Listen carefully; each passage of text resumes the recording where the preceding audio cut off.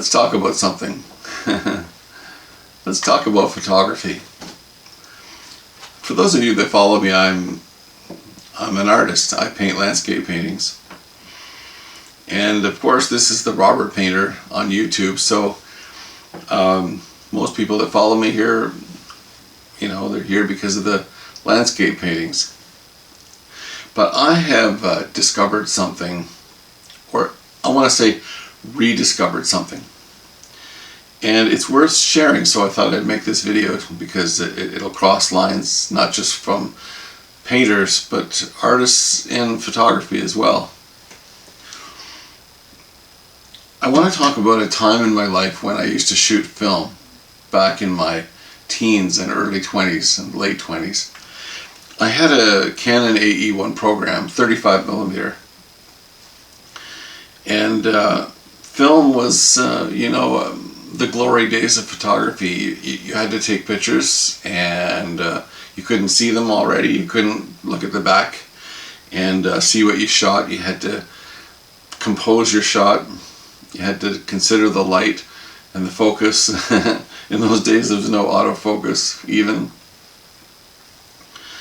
And then you had to wait. You had to wait for a week.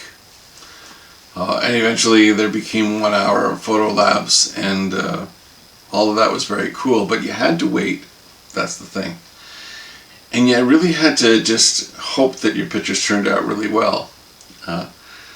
Now, over those years, I managed to acquire not many, but a few different cameras, and I eventually moved up into a Mamiya 645, which is what they call a medium format camera. So there's small 35mm cameras, there's medium format cameras, and then there's the big, the kind with the bellows and all of that.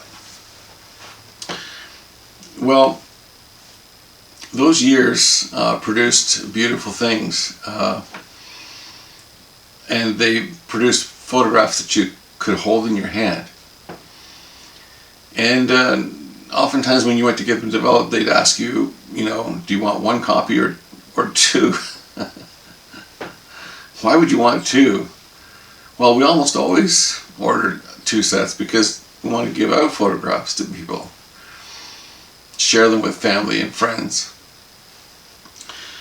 And sometimes you'd make enlargements and put them on your wall. Anyway, that was a time when photography was a whole different beast. Well, over the years that I've been a painter, like most artists, I paint on location and sketch, and then I bring the sketches back to the studio and produce the paintings.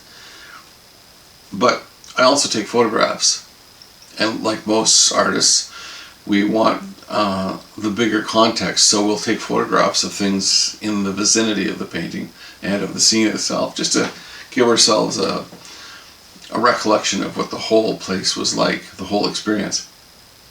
It adds to creating a painting. But recently I've been thinking to myself, about the fact that for this last 20 years or so, either on a cell phone or with a digital camera, I've shot thousands of pictures.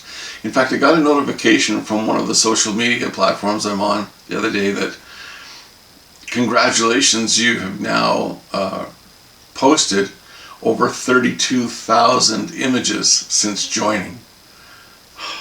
Wow, that's mind-boggling, 32,000.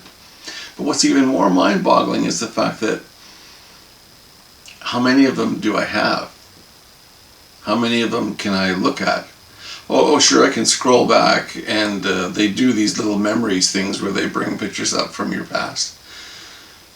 But for the most part, probably better than 95% of those 32,000 pictures are gone, like forever. And yet all of the pictures I shot on film and print in the earlier years, I've got them in photo albums. And my kids get them and look at them and are amazed. Dad, you look like that? Tall and skinny with long hair. Anyway, I digress. So I decided to get back into film, and I went looking, and what I found was I found this, and what this is a Rolleiflex 3.8, and the technical name for this camera is that it's a 75mm with a Tessar lens, a Zeiss Tessar lens, and that's a very high quality, one of the best lenses out there. Rolleiflex is one of the best cameras out there, but when I was younger, I couldn't have afforded one of these, and now today they're out there and you can find them. Not exactly cheap, but well, significantly less money than, let's just say they're much more affordable now. So I got one. In fact, actually the way that I got this camera was I offered the seller a painting of mine of like value, and he accepted the trade, so that's how I got my first Rolleiflex, this one right here. Now, what's the big deal about this camera? Well, there's two things. The operation of it, which I'll maybe bore you with the details a little bit. This is called a TLR, a twin lens reflector. And because it's got two lenses, and the one on the top is the viewing lens that you see your situation and you compose your shot. But the bottom lens is the actual taking lens, and that's what the light, the image passes through that lens and hits the film at the back and records. There is a shutter speed dial and an f-stop dial. That means for the gearheads out there, this is a purely manual camera. There's nothing automated or digital about it. You have to compose your shot. You got to control how much light comes in, and you got to control how bright or dark. It's all manual. Let's just put it that way. And how do you see into this camera? It's got no viewfinder, it would seem. Well, one of the beauties is that it has this what they call a waist level viewfinder. So you flip that up and you hold it down at waist level and look down, and you focus and you take your picture. Now, if you're an old guy like me, the viewer is really cool, but you might need a little assistance. So it has this little magnifier inside of it, and that makes it possible so that you can actually see everything clearly. That's just an old age guy kind of a thing. But that concept right there, all by itself, is just a ton of fun. So I shot my first roll a few months ago on this camera on a 120 film, which only, by the way, shoots 12 frames. So I had to really be careful and think about every picture. And once again, it's called slow photography for a reason, because you really have to slow down and think about everything. And I had to use a light meter to gauge the light in the situation and set my f-stops and shutter speeds accordingly.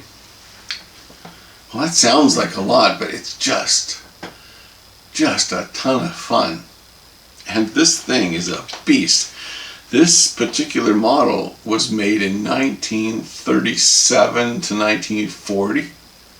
And here we are in 2024, and it still works like a brand spanking new camera.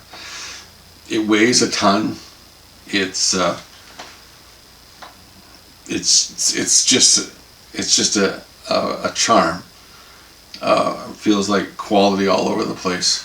Of course, you get that with Rolleiflex.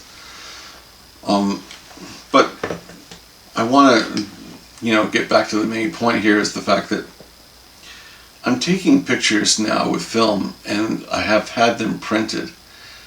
And now I've even handed a couple of those to people. I took a picture of my barber once, and I took a picture of the of the guy who runs the coffee shop that I like to go to, and they loved to pose for this old camera.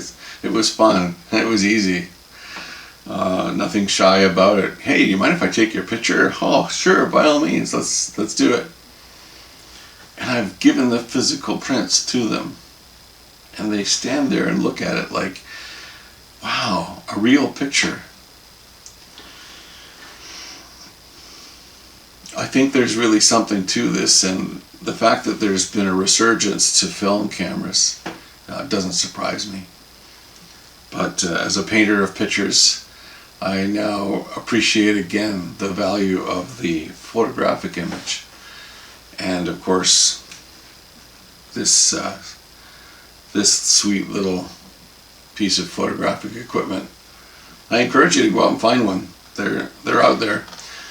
There's not a lot of them, but there's enough. You can find them, and there's a whole bunch of different models. There's inexpensive ones and there's very expensive ones, but or maybe you can trade a painting for it.